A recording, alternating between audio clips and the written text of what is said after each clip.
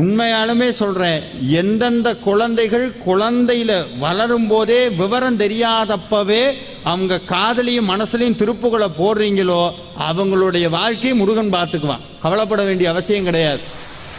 அப்புறம் வளர்ந்ததுக்கு அப்புறம் வளர்ந்து நல்லா பெருசானதுக்கு அப்புறம் என் பேச்சையே கேட்க மாட்டான் சாமி, என் பேச்சையே எப்படி கேட்பான்? அப்ப என்னன்னா எப்பவுமே நல்ல விஷயங்களை கேட்டுக்கிட்டே இருக்கணும். நம்மளுக்கு இப்போ ஒரு நல்ல பழக்கம் வந்துருச்சு, என்னன்னா கெட்ட விஷயத்த ரொம்ப சுவாரஸ்யமா பார்ப்போம்.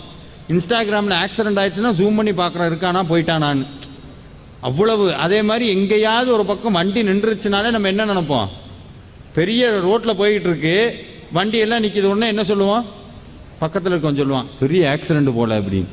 அவன் காசையே என்னன்னா சின்னது கூட ஆகக்கூடாது, பெருசா. எப்பவுமே கெட்ட விஷயத்தை முழுசா தவிர்த்துட்டீங்கன்னு வைங்களேன், இம்மி அளவு கூட நெகட்டிவிட்டி இருக்கக்கூடாது சார். இத்து நூண்டு கூடி